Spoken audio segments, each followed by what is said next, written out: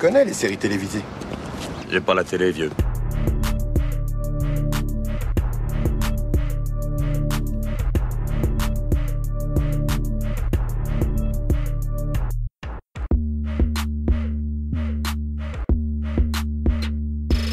Salut à toutes, salut à tous, soyez les bienvenus dans la saison des séries, votre podcast consacré aux séries d'hier et d'aujourd'hui. Je m'appelle Junior, je suis ravi de vous retrouver dans cette émission qui s'inscrit dans une série de podcasts dédiée aux défis lancés pour fêter nos 2 ans à l'époque et maintenant 3 ans d'existence de la saison des séries. Ma complice du jour, vous aviez pu l'entendre dans House of the Dragon et bien sûr dans toutes les émissions consacrées à cette même série, il s'agit d'Hélène. Salut Hélène. Salut Junior. Tout va bien ? Tout va très bien et toi ?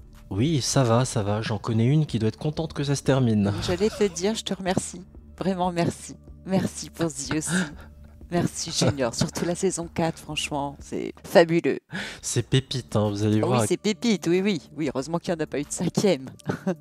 On rappelle que l'été dernier, Hélène commençait à découvrir pour le meilleur et pour le pire l'une de mes séries préférées, à savoir la fiction américaine Newport Beach, connue aussi sous son nom original The Aussi. Après avoir évoqué les 3 premières saisons de la série culte créée par Josh Schwartz, on va aborder la saison 4. Je rappelle que l'intégralité de la série Newport Beach est actuellement disponible en DVD ou à l'achat sur différentes plateformes comme iTunes. Avant d'évoquer la saison 4, je vous propose un premier extrait. Je ne crois pas, dans quelques heures on montera sur cette estrade dans nos robes de diplômés. J'ai fait un petit détour par mon ancien bureau, c'est bordélique et bruyant. Tu y retournerais bien. Oh mon Dieu, c'est lui. Docteur Roberts. Comme ils vont tous aller à la fac, ce sera moi la reine d'Arbor. Mais balade, arrête. Je veux que ce bouffon arrête sa bagnole. J'en ai pas fini avec toi et lui. Nous sommes heureux de vous annoncer que votre candidature a été acceptée. Je commence en janvier. Brown fait un peu trop fac d'un télo branché à mon goût. Je vais m'inscrire à la Sorbonne. Dans mes bras pour un dernier câlin.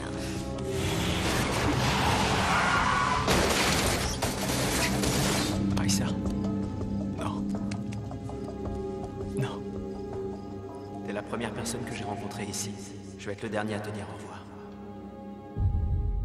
Avant de rentrer dans le vif du sujet, je tiens à faire un rappel. Peut-être que vous avez lancé par réflexe ce nouvel épisode de la saison des séries. Sachez que si vous n'avez vu aucune des saisons de The Aussi, continuer d'écouter ce podcast sera très compliqué pour vous car vous n'allez rien comprendre de ce qui va être évoqué ici. Donc, si ce n'est pas déjà fait, foncez découvrir Newport Beach afin d'éviter de vous prendre des spoilers. Comme d'habitude, vous êtes prévenus. Où en sommes-nous avant le début de cette saison 4 ? Nos 4 fantastiques, Summer, Marissa, Ryan et Seth, sont officiellement diplômés de Harbour. Fini le lycée, direction l'université. Summer, elle, va rejoindre la prestigieuse fac de Brown. Seth, lui, rejoindra l'école de design de Providence, toujours dans le Rhode Island, pas loin de la fac de Summer. Taylor, elle, prend la direction de la Sorbonne à Paris. Caitlin, qui a bien grandi, quitte la pension et va vivre officiellement avec sa mère chez le docteur Neil Roberts, le père de Summer. Sandy Cohen lâche le groupe Newport qu'il gérait à la place de Kirsten et a des envies de retour dans son ancien bureau d'avocat défenseur de ceux qui n'ont pas beaucoup de moyens. Marissa, elle, a fait le choix d'aller vivre avec son père à Maui. Et d'ailleurs, Marissa est le personnage sur lequel on va focaliser en cette fin de saison, puisque quand elle a voulu aider Ryan à se débarrasser une bonne fois pour toutes de Volchok, en vendant le collier que Julie avait donné à sa fille lors de la remise de diplôme, donc Volchok encaisse son argent, mais il veut à tout prix parler à Marissa, qui ne veut absolument plus le voir. Et à la fin de cette saison 3, Volchok, qui n'a pas eu tout ce qu'il voulait, pète littéralement un plomb et part à la poursuite de Marissa et Ryan. La saison se termine sur une course-poursuite mortelle pour Marissa, dont la vie s'arrête a priori au milieu de cette route paumée, dans les bras d'un Ryan désemparé face à ce drame, et un Volchok qui, lui, a pris la fuite. Donc à la fin de cette saison 3, on ne sait pas où se trouve Volchok. Commençons par le commencement. Hélène, quel regard tu poses sur cette saison 4 globalement ? Qu'est-ce qu'elle vaut pour toi ? Bon alors écoute, autant j'avais hâte de commencer la saison 4 à l'issue de la saison 3 avec la mort de Marissa, parce que franchement, c'était quand même poignant, et c'est un super épisode. Enfin, tu vois, j'ai vraiment bien aimé le dernier épisode de la saison 3. Autant la saison 4, bon, ça a été quand même laborieux. je pense. La disparition du personnage de Marissa, ça n'a pas été rattrapé, il n'y a pas eu, enfin, je trouve que l'essai n'a pas été transformé. Je sais que l'actrice avait souhaité arrêter la série, donc à mon avis, ça a perdu un peu son souffle et c'était pas une volonté délibérée des scénaristes de la faire mourir parce qu'ils avaient une idée super en tête pour la suite et ça se ressent beaucoup en saison 4. Donc ça m'a plutôt fait penser à une saison parodique, tu vois, d'une série avec des rires en off qu'on aurait pu rajouter clairement sur pas mal d'épisodes. Le côté dramatique qui était quand même bien incarné par Marissa, qui avait toujours une tête de martyr, bon, c'est fini. Même Ryan, qui est pourtant très très bien coiffé sur cette saison, je tiens à le dire. Même Ryan, on ne le retrouve pas, quoi. Enfin, assez déçu et déstabilisé par la saison 4. Oui, et tu as remarqué comment au fur et à mesure des saisons, au niveau des looks, ils sont de plus en plus soignés. La légère barbe de Ryan, la coupe impeccable, ça le rend beaucoup plus adulte. Et c'est d'ailleurs avec ce look-là qu'on retrouvera plus tard l'acteur Ben McKenzie dans Gotham. Maintenant, globalement, je n'aime pas cette saison. Tu t'en doutes bien, Hélène. Maintenant, tu comprends mon supplice devant la saison 6 de Outlander. Non. C'est- Non, je comprends pas du tout. Voilà ta saison 6 à toi d'Outlander, mais version The aussi. Non, elle est malheureusement ratée. Elle est dénuée de tout intérêt. C'est vide, c'est creux, ennuyeux. Tu te souviens, j'utilisais cette formule dans l'épisode concernant la saison 3 pour dire qu'ils ne savent pas quoi faire de leur personnage. Mais là, c'est puissance 10, quoi. C'est pire encore. Les enjeux sont tellement minces, à l'image de Sandy, quoi. Sandy se sent seul parce qu'il a plus de copains mecs avec qui faire des sorties entre mecs. Non, mais pire que ça, Junior. Zi aussi, ce que j'aimais dans cette série, c'est que c'était drôle et qu'il y avait aussi beaucoup de séquences d'émotions. On en a parlé, il y avait quand même des épisodes vraiment bien travaillés à ce niveau-là. On était vraiment dans la peau du personnage, c'était super bien joué. Parce que là, en saison 4, je n'ai noté aucune séquence émotion. Rien ne m'a ému. Oui, il y a un vrai problème aussi là-dessus, à part évidemment peut-être le final. Oui. Et oui, tu sais, heureusement. les flashbacks qui nous sont lancés comme ça en plein visage pour nous rappeler à quel point on a vécu des émotions fortes avec les personnages. Mais il y a un souffle émotionnel qui s'est évaporé Mais totalement. complètement. Et tu vois, c'est dingue ce que tu dis parce que je le valide à 10 000%, d'autant plus avec l'épisode du... On en reparlera, vous inquiétez pas. Avec le fameux épisode du tremblement de terre. Ah là là T'es là censé là avoir là. peur pour eux. Et t'as envie de Et- rire. Ouais, et en fait, pourtant, je crois que c'est la 3e fois que je la vois cette saison. C'est la saison qu'évidemment j'ai le moins revue. J'étais en mode, mon Dieu, que c'est mal fait. Donc voilà, il y a un vrai problème, d'écriture. Il n'y a pas grand-chose qui fonctionne dans cette Non, saison. mais attends, tu parles de l'épisode du tremblement de terre. Moi, c'est un de mes épisodes détestés. Pour te dire en commentaire, ça s'appelle Une nuit agitée, c'est le titre de l'épisode. Moi, en commentaire, j'ai mis nul, la loose, what the fuck, c'est n'importe quoi avec, je sais pas si tu te rappelles, la scène du lapin qui va faire des radios à l'hôpital. Enfin, non, mais des trucs nuls.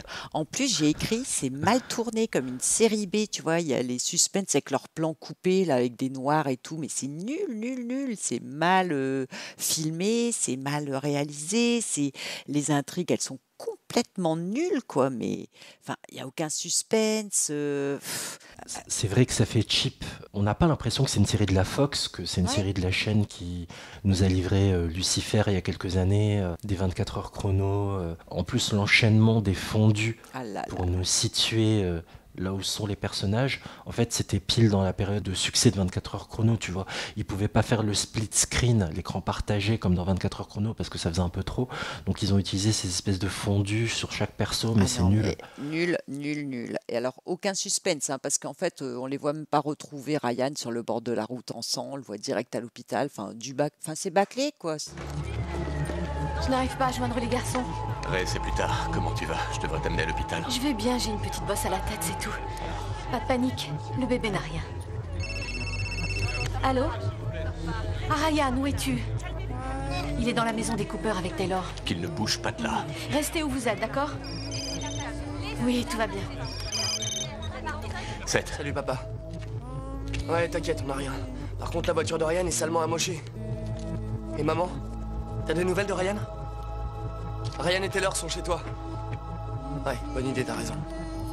Soyez prudents.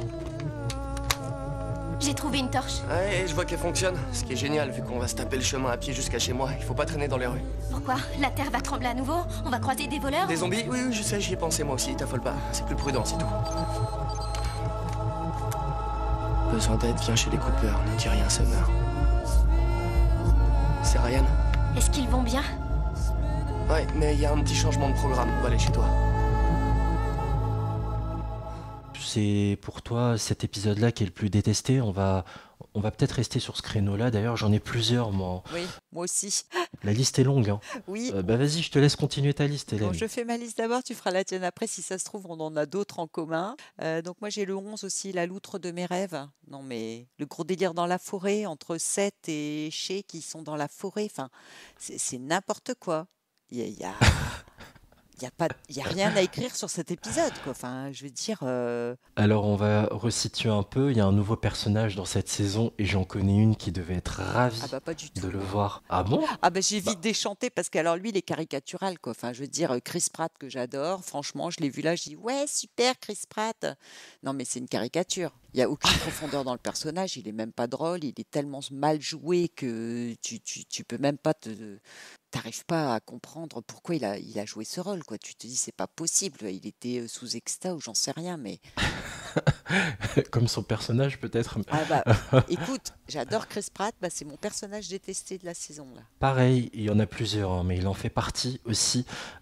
Donc Chester, de son vrai nom, son vrai prénom, est juste lourd. Son personnage est extrêmement redondant et en plus il est mal intentionné quand il a réussi à faire virer Summer de la fac pour se couvrir lui. Ouais, il est en mode écolo, pervers et faux cul, quoi. Voilà, il faut en fait expliquer que c'est un activiste et pour la défense de l'environnement, des animaux. Il est très impliqué dans la cause, comme Summer quand elle arrive à Brown et qu'elle rejoint toute sa bande.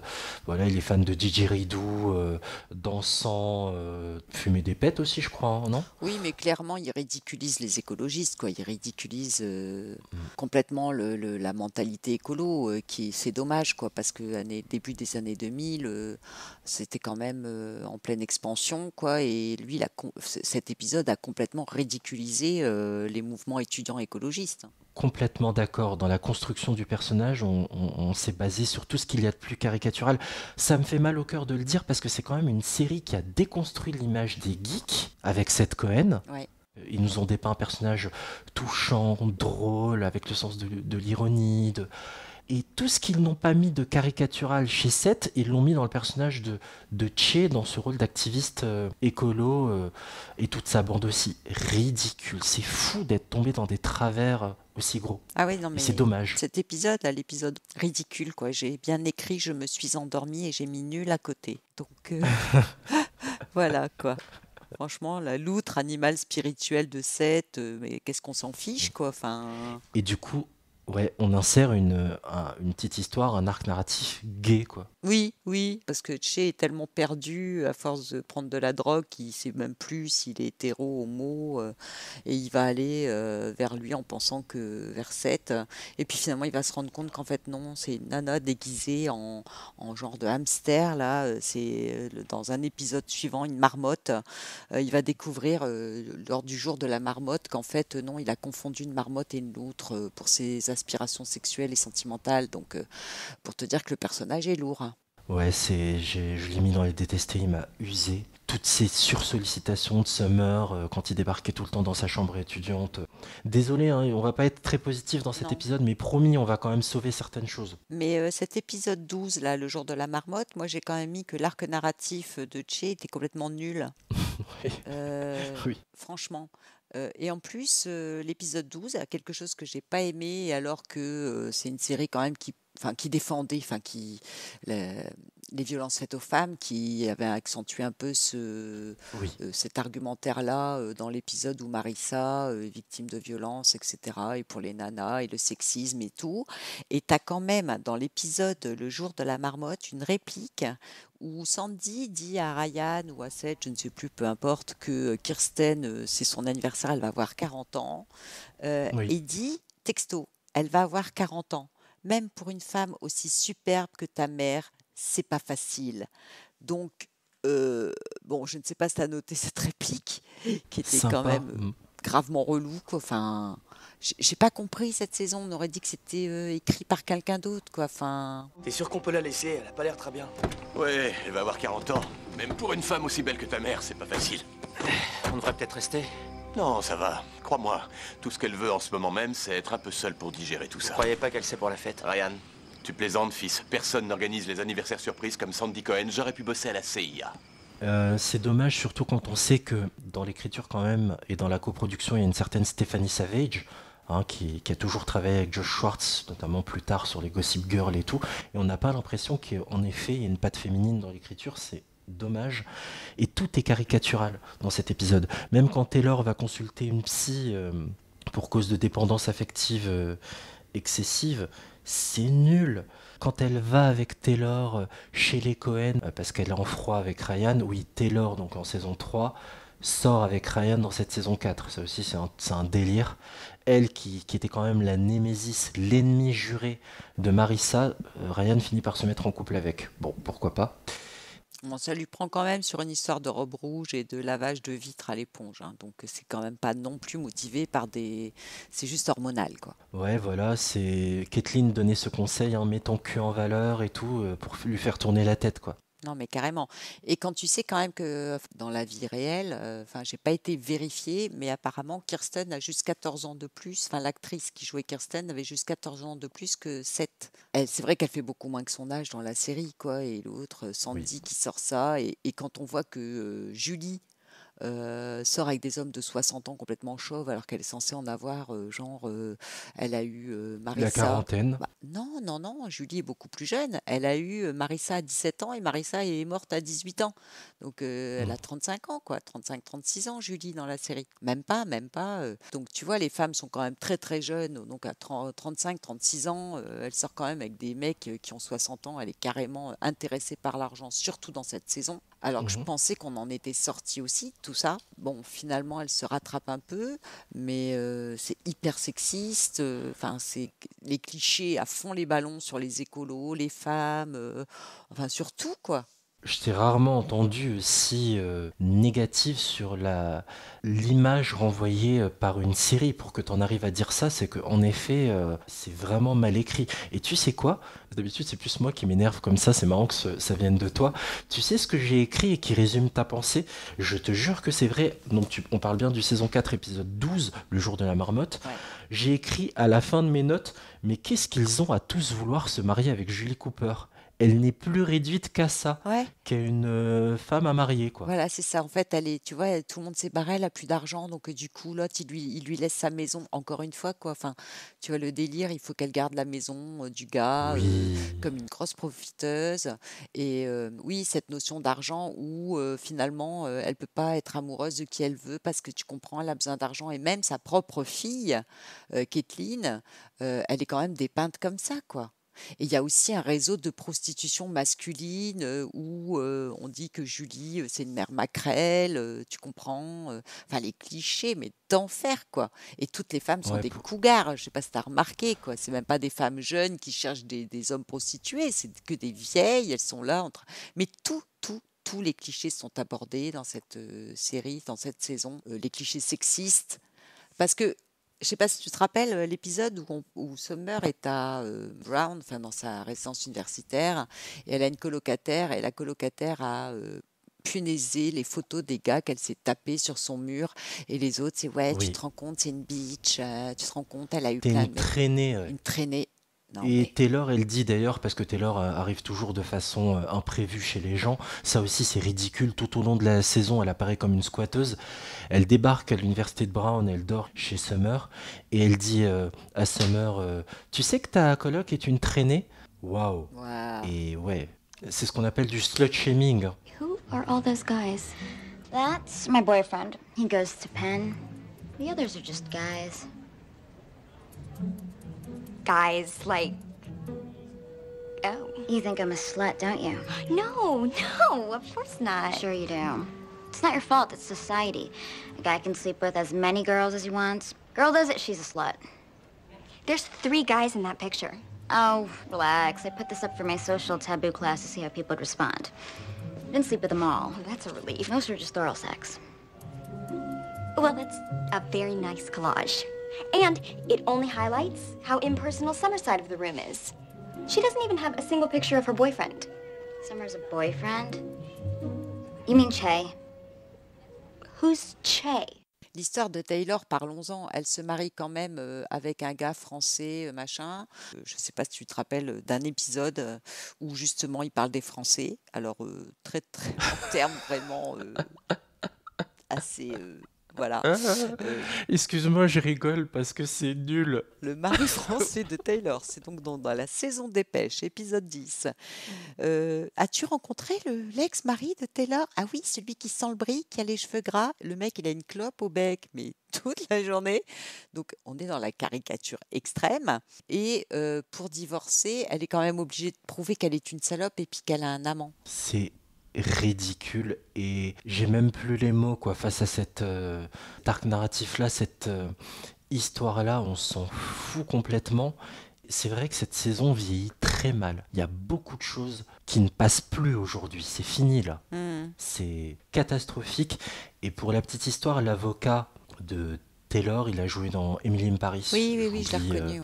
Franchement, j'ai pas creusé le nom de l'acteur et son personnage dans Emily in Paris, mais bon, vous pouvez y jeter un œil, vous tapez, vous pourrez trouver facilement ça sur Google, c'est pas hyper intéressant, mais je suis très frappé par ce que tu dis, parce que la saison a terriblement mal vieilli en fait, malheureusement, contrairement aux 2 premières par exemple. Ah non, mais franchement, étonnant quoi, c'est plutôt régressif, il n'y a aucune évolution, plus les personnages vieillissent et plus ils deviennent bêtes quoi, la maturité, il n'y en a plus, les mentalités au lieu d'évoluer, elles régressent. On a quand même aussi des personnages qui sont censés, tu vois, avoir, enfin, je sais pas... progresser au niveau moral suite au décès de Marissa, personne n'en parle, il n'y a pas de, tu vois, à part que Ryan veut se venger et que finalement il va pas se venger, on le sait, hein, de Volchok. Tu te dis que sur un événement comme ça, ils auraient pu gérer un peu plus la chose et puis envoyer des bons messages. Tout ce qu'ils ont fait, c'est envoyer des messages caricaturaux. Et donc toi, tes épisodes détestés? J'en ai pas mal. Le saison 4, épisode 4, et j'ai noté en gros, clairement, la série n'a plus grand chose à raconter. Là, dans cet épisode, c'est ce dont je vous parlais, hein, Sandy qui n'a plus d'amis et qui propose une partie de boule. Clairement, il lui dit est-ce que ça vous tente un billard, un poker, une petite partie de boule? Spitz, son collègue, donc Ryan qui bosse dans ce resto de tacos, Taylor qui vit chez Julie et Kathleen. Franchement, il n'y a rien qui m'a intéressé. J'ai noté épisode de pur remplissage. Tu sais, il y a aussi cette hésitation de Summer qui veut arrêter son combat écolo.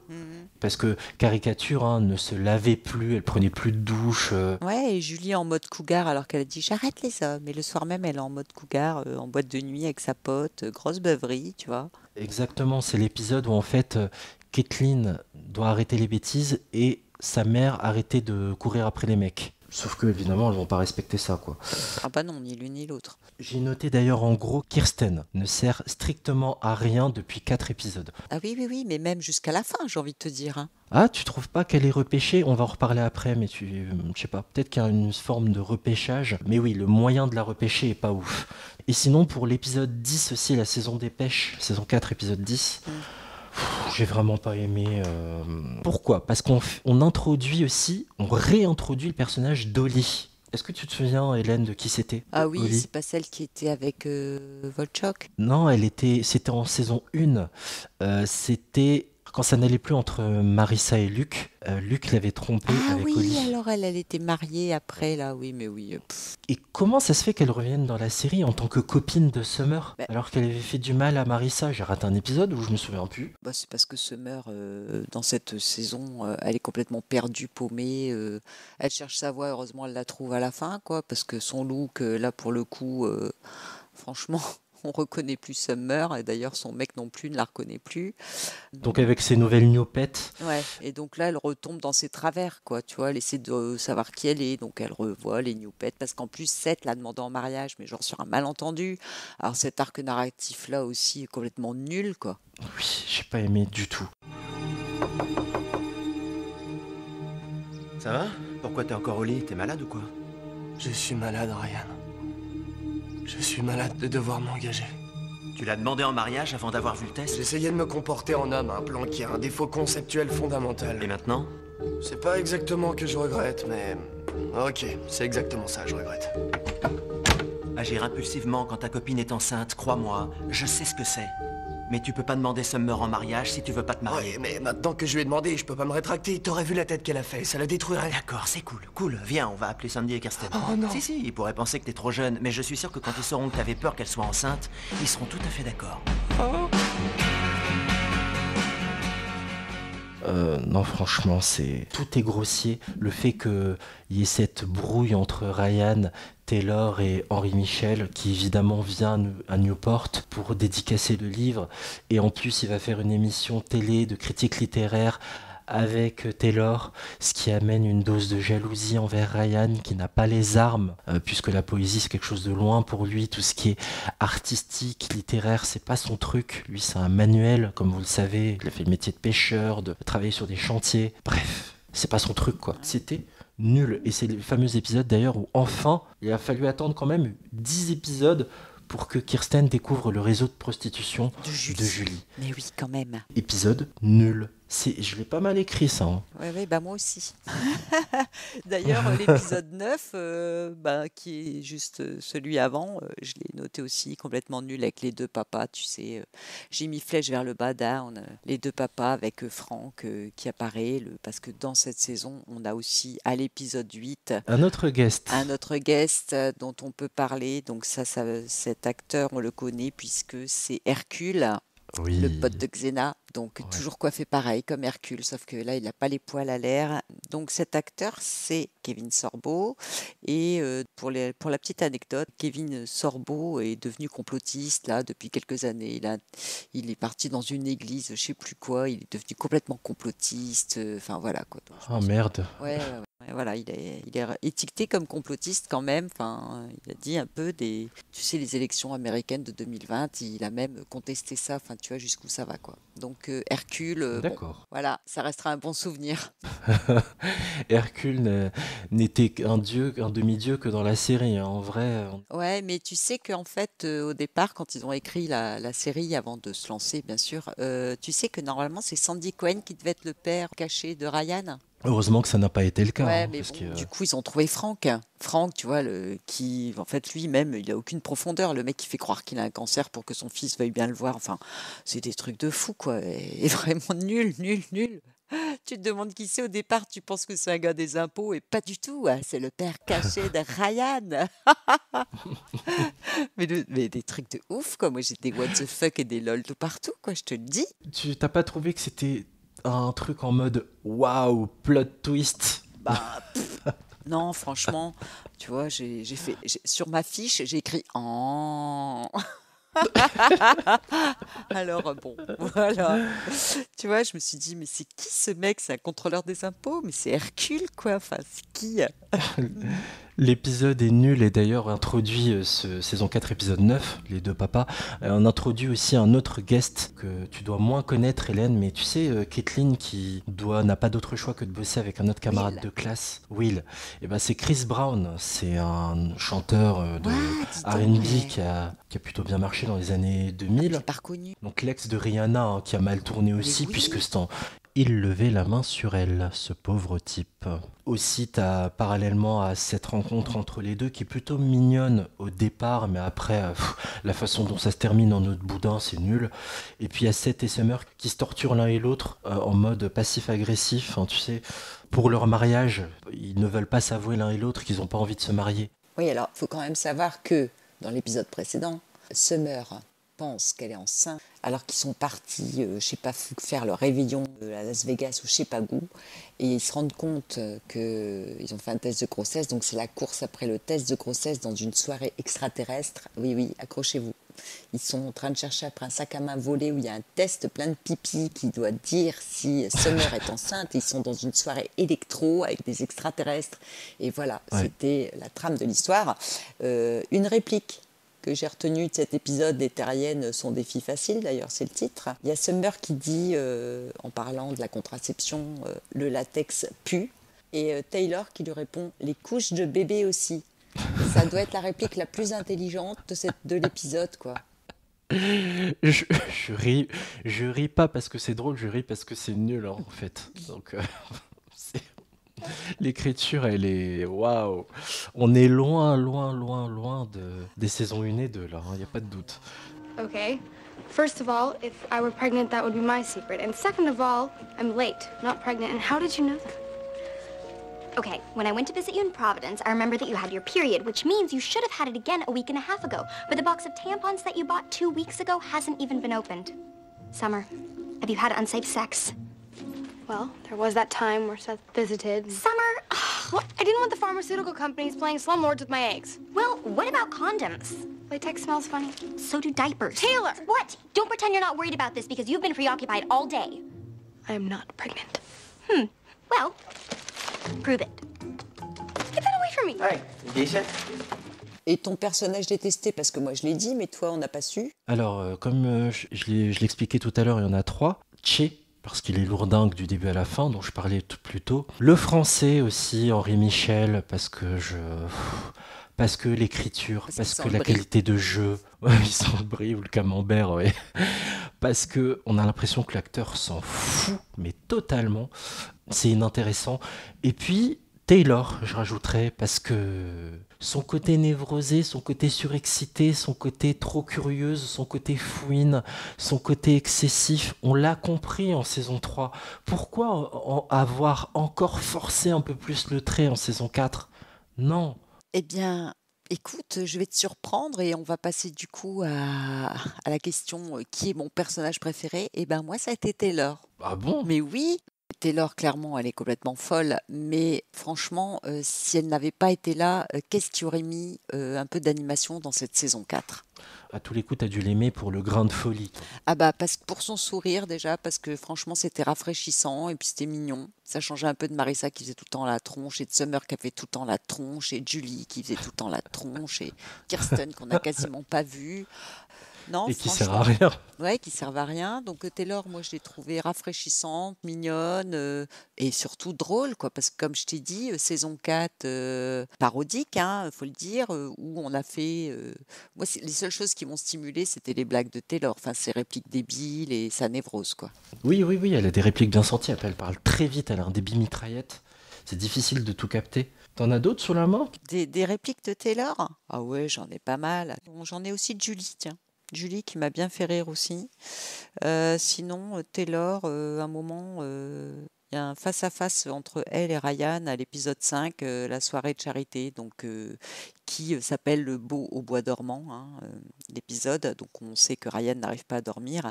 Et un moment, Ryan repousse Taylor et elle a une façon de dire les choses. Elle dit « Oh mon Dieu, non, non, non, non, non, non, non, non, non », comme ça. Et elle est trop fraîche, en fait. Quand c'est pas drôle, tu vois, c'est soit drôle, soit... Enfin, c'est bien placé et c'est frais, tu vois. Et quand elle danse... Enfin, les scènes où Ryan imagine en train de danser sexy sur un bar, le lavage de voiture. Enfin, je trouve que l'actrice, elle a un rôle assez intéressant et drôle, heureusement. Elle le joue plutôt bien et elle est jamais vulgaire pour le coup, dans ce qu'elle dégage. Et c'est vrai que ça rattrape un peu tout le reste, même si on lui fait pas toujours dire des choses très fines, quoi. Voilà, c'est ça. On lui fait pas toujours dire des choses très fines, mais en même temps, elle est spontanée et franchement, moi, c'est mon personnage préféré. Ah d'accord, c'est marrant. J'en ai pas vraiment qui se dégage dans cette saison, je vais pas te mentir, mais même s'il y a des moments où il me saoulait parce qu'il fait des blagues qui ne passent plus, pour vous donner une image, amis auditrices, auditeurs, ce personnage, donc Bullitt, l'inclus, mes personnages préférés si tu veux, ma dynamique préférée est celle entre Caitlin et Bullitt. Oui. Bullitt, c'est un personnage qui vieillit très mal. Pour vous donner une autre référence série, c'est comme Barney de How I Met Your Mother, qui a des répliques sexistes, limite misogynes, machistes, qui met en place tout un tas de stratagèmes pour séduire les femmes qu'il a envie de mettre dans son lit. Bullitt reproduit un peu ça dans une façon de faire un peu différente, mais la base est la même. Mais je trouve la complicité potentielle beau papa et belle fille qu'il a avec Caitlin hyper mignonne. Jusqu'à ce que, mais on est quoi l'un pour l'autre si t'épouses pas ma mère, je suis plus ta belle-fille, t'es plus mon beau-papa. Il me dit c'est pas grave, entre nous deux ça va être une très belle amitié. Et ça m'a beaucoup touché, ça pour le coup. Cette dynamique-là, en fait, j'arrive pas à citer Ryan, Seth, Summer, Taylor, tous ceux qu'on suit depuis le début, Sandy, Kirsten. Aucun d'entre eux, je les ai trouvés transcendants au point de me dire c'est les meilleurs personnages, mais par contre, cette dynamique-là est très sympa à observer dans la façon dont elle se forge. C'est très, très mignon. Sauterelle, où est passée ta mère? Je sais que vous auriez fait un super beau-père, mais vous voulez bien être mon ami à la place? Alors, Julie en a soupé du vieux Bullitt, hein? On continuera à jouer au ping-pong tous les deux.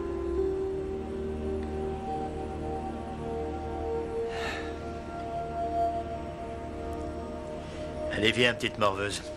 Tu sais que je te laisse toujours gagner. Hein? C'est pas vrai? Je suis plus fort que toi. Dans vos rêves? T'as vu le film Casablanca? Non. Dommage. Tu veux que je te dise, nous deux, c'est le début d'une belle amitié. Oui, parce que Bullitt, il pourrait passer assez vite pour un vieux connard, hein, sans être vulgaire, parce que c'est vraiment la façon dont on le présente. Or, c'est le seul qui ait vraiment une relation avec Caitlin et qui sache la prendre pour ce qu'elle est, et une gamine. Pour resituer, il finance la société de Julie, et c'est comme ça qu'il a connu Julie et du coup sa fille. Voilà. Et en fait, tu vois, c'est le gars, il a 13 enfants, il prend Julie pour un trophée. Et finalement, le gars, tu te rends compte que c'est peut-être le plus attendrissant de tous les hommes là de la saison. Oui, parce qu'il est fait vraiment, quand il était nerveux, tu te souviens, alors j'ai plus l'épisode en tête, mais lors de ce repas où il balance des blagues sexistes, racistes, tu te dis oh là là là, c'est malaisant, tu sais. Oui, oui, oui, oui. Et heureusement, au fur et à mesure des épisodes, on le rattrape. Et il en devient attachant, ouais. Il a un gros coup de cœur pour Julie, un gros coup de cœur pour la fille de Julie, pour l'enfant pourtant l'enfant d'un autre, pardon. Et il va répéter ça d'ailleurs en fin de saison. Il aime tellement sa femme qu'il va répéter le fait de l'épouser, même si elle attend l'enfant d'un autre. Ah ouais, mais lui, c'est un personnage, je trouve, qui évolue bien, tu vois. Oui, et puis lui, il en a sorti des blagues what the fuck. Hein. Ouais, pas mal. C'est impossible de toutes les noter parce que dès qu'il ouvre la bouche, de toute façon, c'est une blague. Hein. C'est quasiment ça tout le temps, quoi. J'ai hésité à le mettre aussi dans mes personnages préférés, mais bon, un peu trop caricatural aussi. C'est un roi du pétrole, hein, si vous voulez. C'est une espèce de nouveau JR qui est multimillionnaire, qui a des avions, des terrains de golf, etc. Donc c'est vraiment l'excellent parti pour Julie Cooper. Mais c'est vrai qu'en gros, il passe pour un gros vieux beauf séducteur à 2 balles, alors que c'est un peu plus profond que ça, en fait. Quand on y passe un peu plus de temps, et quand on gratte la surface. Oui, voilà, c'est ça. Il y a beaucoup de répliques complètement bizarres, quoi. Par exemple, une réplique de Julie que j'ai bien aimée aussi, mais bon, pas au point d'en faire mon personnage préféré, même si elle se révèle sur le dernier épisode. Par exemple, en fait, à un moment, Julie doit épouser Bullitt et en même temps, donc Caitlin veut qu'elle épouse Bullitt et Taylor et Ryan il me semble, veulent qu'elle épouse le père de Ryan, donc Frank. Donc il y a la team Bullitt et team Frank. Et donc c'est un épisode quand même que j'ai trouvé assez drôle, franchement, puisque Taylor, qui elle est jalouse, complètement parano, et qui sait élaborer des plans de surveillance et des trucs un peu tordus par sa personnalité, ils organisent un rapt de Julie avec une limousine. Ils l'emmènent à un endroit où Franck l'attend alors que Julie s'attend à retrouver Bullitt. Elle arrive devant un stand de hot dog et t'as Julie qui dit Bullitt m'a acheté un stand de hot dog. Tu vois, elle s'attendait à une bague, un truc magnifique, un grand voyage et tout. Et en fait, elle arrive devant un stand de hot dog. Moi, j'étais morte de rire. Cette réplique là, c'était dans l'épisode 13, oui, Team Bullitt versus Franck. Ouais. Avant de revenir au questionnaire promis, qu'est-ce que tu as pensé évidemment des épisodes traditionnels qu'on a dans chaque saison, à savoir le Noël Lucas et la Saint-Valentin? Mon Dieu, j'allais t'en parler. Ils m'ont gâché mon Noël Lucas. Parce que franchement, l'univers parallèle, à la place de mon épisode préféré de Noël Lucas, j'étais super déçue. Parce qu'en fait, cette année, exceptionnellement, pour cette 4e saison, ils nous ont foiré Noël Lucas. Ryan donc, et Taylor tombent d'une échelle, se retrouvent dans le coma plus ou moins tous les deux. Et là, se développe un univers parallèle où ils sont censés régler leurs problèmes de subconscient, avec le deuil à faire pour Ryan et puis sa relation avec sa mère pour Taylor. Donc, ils font tout ça pendant l'épisode de Noël Lucas. Moi, je pense qu'ils auraient pu en choisir un autre. Et je récapitule, Hélène. Ginny est mariée à Kirsten, Sandy est mariée à Julie Cooper. Julie Cooper se tape Che comme amant. Marissa est peut-être potentiellement en vie. Kathleen est étudiante à Berkeley. ouais, Sandy est mère. Voilà, il est maire de la ville de Newport. Bah écoute, franchement, j'étais déçue parce que pour moi, Noël Lucas, c'était toujours mon petit épisode fétiche. J'étais trop contente de le voir arriver. Et là, ça m'a un peu tout gâché parce que cet univers parallèle, là, où ils se retrouvent tous les deux seuls, à savoir ce qui se passe. Et non, ça m'a gâché Noël Lucas. Il est à l'image de la saison, pas franchement travaillé. On dirait qu'il y avait une absence d'idées, quoi. J'ai noté à la fin le plus mauvais épisode de Noël Lucas, quoi. Pire que la saison 3. C'est clair, le gâchage complet, quoi.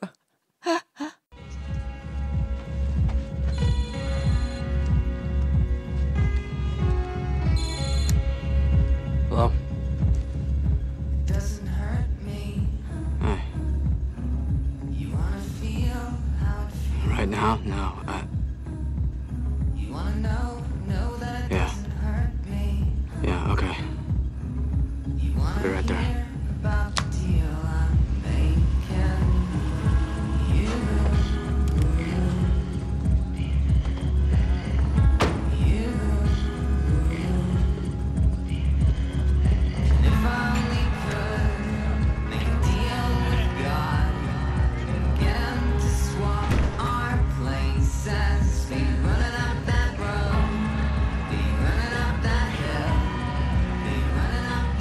Here?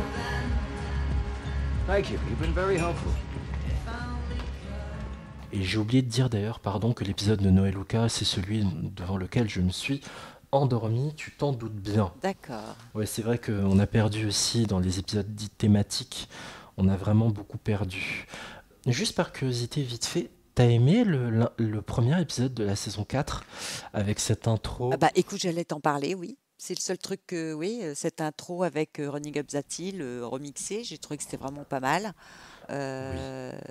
On sait pas De trop Kate ce qui. Bush. Ouais, non, c'était vraiment bien. Quand tu vois Chris Pratt au générique, tout de suite tu dis ça va être génial et tout. Mais en fait, Ryan qui fait du Fight Club, on ne parle pas du Fight Club, enfin bon. Hein. C'était. Il était assez dynamique cet épisode parce que c'est vrai qu'il se passe pas mal de choses et on démarre comme tous les débuts de saison où Ryan n'est plus avec Sandy Cohen, etc., où il fait un peu son truc à part quand c'est pas lui, c'est Seth. Là, c'est Ryan et finalement, à la fin de l'épisode, tout redevient comme avant, quoi. Hein. Tu sais qu'il y avait toujours le problème Volchok aussi à régler. Ça t'a pas saoulé que ça dure sur 3 épisodes? Comment t'as trouvé aussi la résolution? Moi j'adore l'intro, hein. Déjà pour info, le saison 4 épisode 1, j'aime beaucoup cet épisode, mais j'avais oublié que ça prenait 3 épisodes quand même avant d'être résolu le fait d'arrêter Volchok, et j'aimerais bien savoir ce que t'en as pensé aussi. Bah, moi, franchement, j'ai trouvé bien que ça se fasse pas sur un épisode comme la fois dernière, saison 3, où le coup de feu, ça avait été réglé quasiment sur un épisode. J'ai trouvé ça tellement court. C'est vraiment bâclé quoi, sur le cliffhanger de la saison précédente. Je crois que c'était bâclé, tandis que là, justement, c'était bien. Je trouve qu'il laisse quand même 3 épisodes pour le retrouver Volchok et clôturer la mort de Marissa. Enfin, c'était la moindre des choses, quoi. Et là, je trouvais on restait, c'est vraiment jusqu'à cet épisode-là qu'on restait dans la continuité de toutes les saisons précédentes. C'est après que ça s'est dégradé. Tout à fait. Mais ce que j'aimais beaucoup, c'est qu'il a appris. Il y a toujours ce bagage qu'il a emmagasiné, Ryan, et il s'est dit, ben non, je vais pas lui casser la gueule, je vais être plus malin que ça, en fait. Et je vais lui faire payer une forme de purgatoire parce que bien sûr qu'il est responsable. Mais je vais pas lui faire ce plaisir de... Alors il lui fout un coup de poing, mais il le démolit pas au point de le tuer, quoi. Non, mais tu vois, l'épisode 2 aussi était dans la même lignée que les saisons précédentes, puisqu'ils se retrouvent tous les deux au Mexique en train de rechercher Volchok. Et puis là, pour le coup, Seth est très malin. Enfin, on retrouve le Seth un peu, tu vois, moins gogol que pour le reste de la saison. Oui. Le Seth qu'on connaît, bon, voilà, avec les soldats, quand il se fait tatouer, il est foufou. Non, mais tu vois, bon, après, il essaie de s'arranger pour pas mettre son ami en difficulté. Enfin, tu vois, c'était un épisode sympa et tout, mais malheureusement, ils sont pas tenus sur ces 2 premiers épisodes qui étaient quand même dans la lignée des 3 premières saisons, quoi. Ils ont pas tenu parce que épisode 3, on est quand même à Thanksgiving. Voilà, c'est résolu. Sachant qu'une saison commence en septembre, on a le mois de novembre, c'est tout. Après, tout le reste jusque juin l'année d'après et jusque la fin de la saison, bien sûr, de la série, c'est nul, quoi. Je suis d'accord. Et pour la petite histoire, dans le saison 4, épisode 2, il y a une guest proviseur, la Tia nouvelle... Carrère, je l'ai noté. J'adore cette actrice. Voilà. Elle jouait l'équivalent d'Indiana Jones encore au féminin, même s'il faudrait plus dire ça. Elle jouait dans une série très culte d'M6, c'était Sydney Fox, Oui, l'aventurière. Sydney Fox, aventurière. Ouais. Bah, le saison 4, épisode 3, tu sais quoi, je l'ai vraiment bien aimé cet épisode. Peut-être même que je peux le classer parmi mes préférés.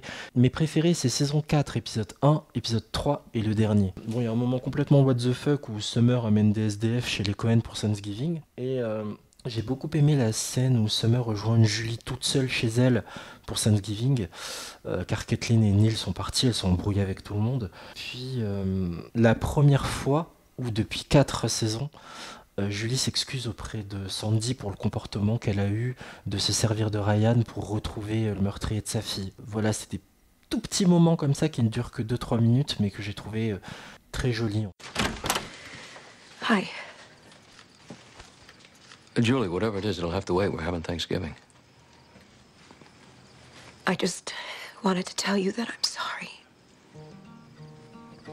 I don't think I've ever heard you say that before. I don't think I ever meant it. Come on in. I have been searching all of my days. All of my days.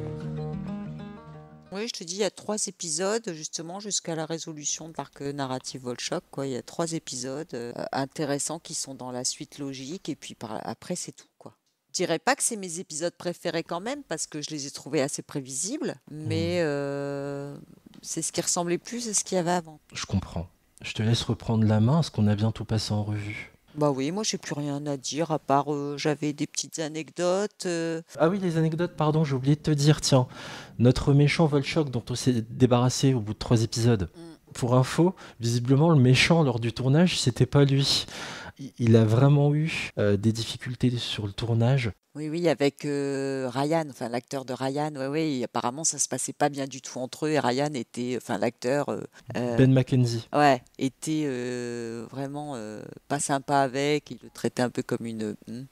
Et il y a eu des embrouilles, hein. En fait, il y a un acteur, celui qui jouait Jimmy, je sais plus son nom non plus, qui s'est plaint en fait du comportement donc des acteurs, hein, Marissa, Ryan, Summer, comme quoi c'était vraiment des sales gosses pourri gâtés passé.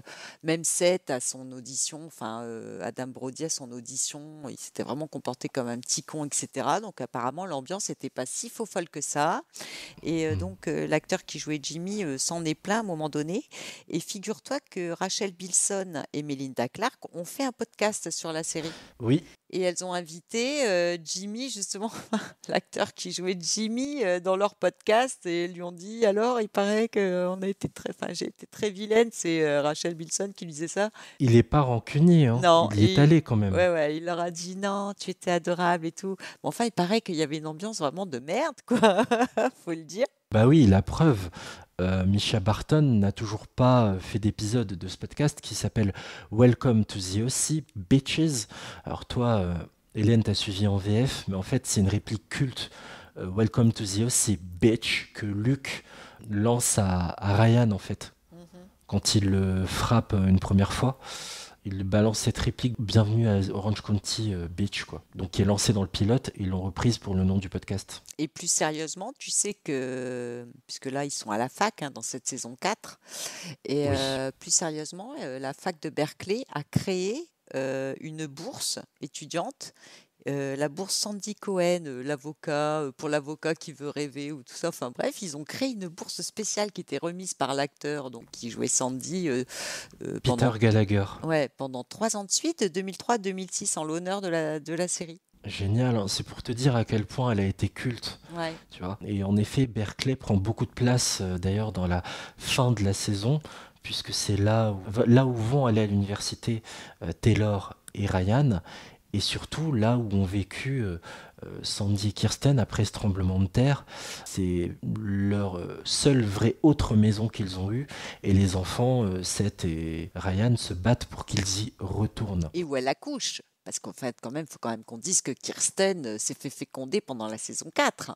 Alléluia, miracle, parce qu'elle pensait plus pouvoir, tu vois. Et on apprend qu'elle avait avorté quand même de Jimmy, qu'ils étaient jeunes. Et donc, elle accouche dans cette maison d'une petite sœur pour Seth et Ryan. On redonne un peu même pas mal d'importance à Kirsten, qui, voilà, malheureusement, n'était pas beaucoup impliquée, quoi. On lui donnait pas beaucoup de billes. Elle n'a pas d'histoire, là, dans la saison 4, à part ça qu'elle... Et clairement, tu vois, le fait qu'elle retourne dans cette maison, il y a aussi une volonté de la boucle est bouclée, c'est-à-dire que le propriétaire de la maison, un des proprios de la maison, c'est le serveur qu'on voit en saison 1, épisode 1, à la première soirée mondaine de Ryan, qui lui ramène un plateau avec un verre. Et bien, ce gars, il joue le proprio de la maison de Berkeley dans le dernier épisode de la saison 4. Ah, c'est drôle, j'avais même pas fait le rapprochement. Après, pour s'en souvenir aussi, quand t'as ingurgité 4 saisons, mais c'est énorme. Ouais, j'avais pas fait... Des années de recherche. Ça se finit bien pour les héros, hein. On va rappeler leurs conclusions à tous, mais t'as quand même été agacé par la façon dont on a introduit des personnages de la communauté LGBT. Un petit peu, oui. Franchement, tout était caricatural, que ce soit les écolos, les LGBT, tout était caricatural. La libération sexuelle des femmes. Là, on introduit un couple gay dont l'un des deux fait quoi comme métier, comme par hasard ? Sage-femme. Voilà. Enfin, mailloticien. Et donc, du coup, il peut aider à Kirsten à accoucher.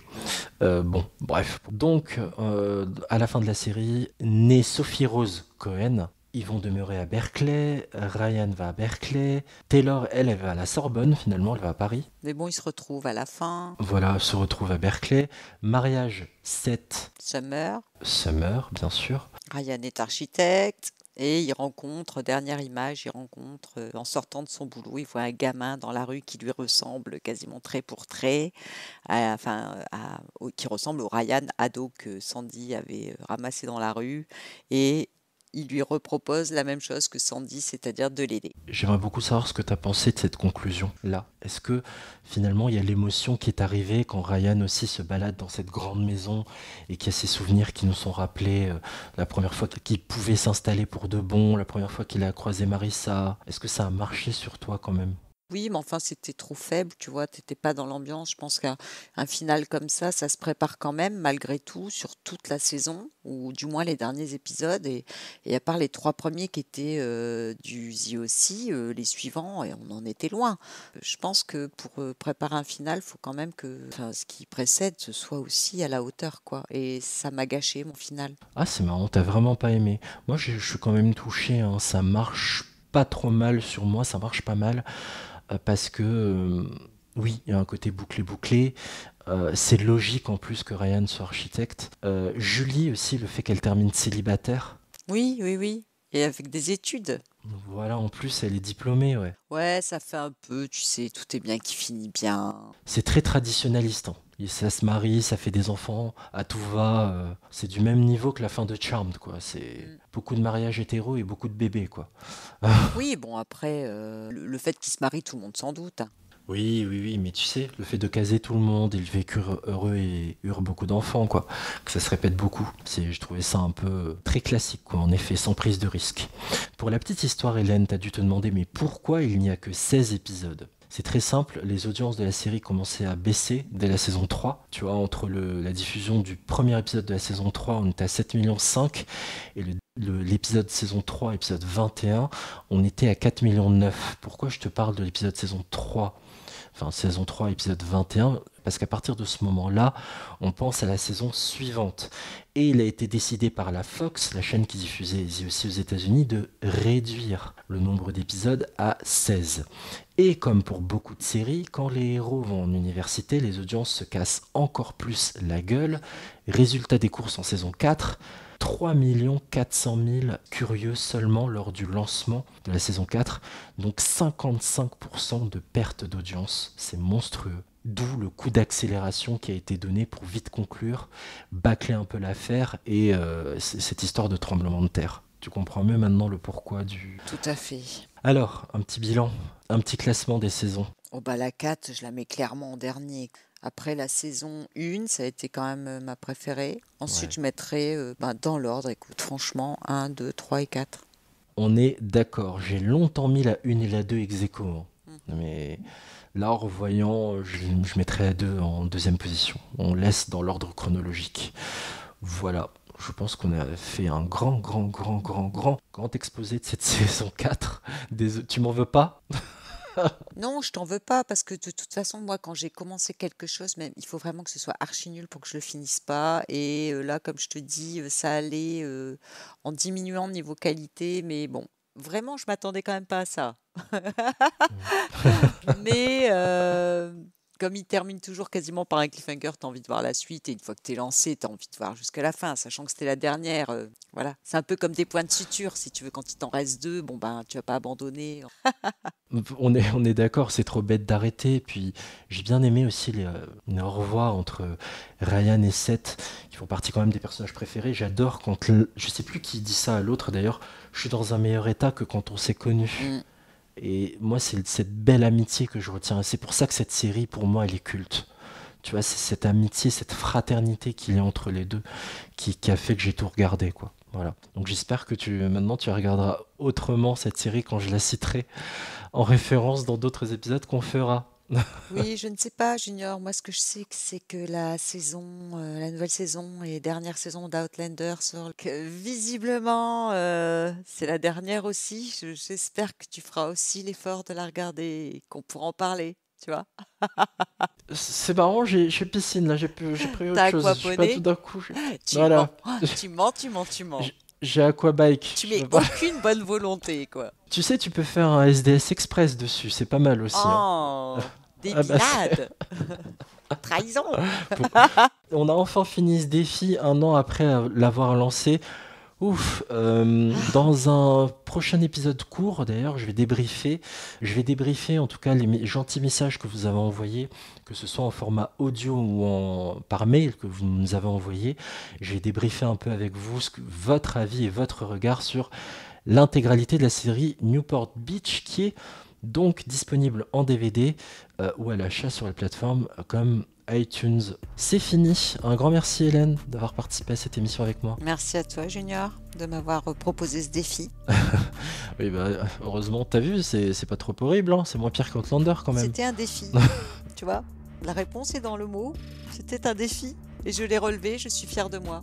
Dans la douleur, mais quand même. Tu peux, bravo à toi en tout Merci. cas. Pour écouter ou réécouter tous nos anciens épisodes de défis justement autour d'Outlander et Newport Beach, donc nos épisodes de la saison des séries ou d'un pilote presque parfait, notre spin-off, vous pouvez nous retrouver sur toutes vos applis streaming préférées. On ne perd pas les bons réflexes, un commentaire et 5 étoiles sur les applications Apple Podcasts, Spotify ou encore Podcast Addict. N'oubliez pas de nous suivre sur Twitter @piloteparfait et sur Instagram la saison des séries. Merci à vous de nous avoir suivis jusqu'au bout. Je vous souhaite plein de bons épisodes et je vous dis à très bientôt. Ciao.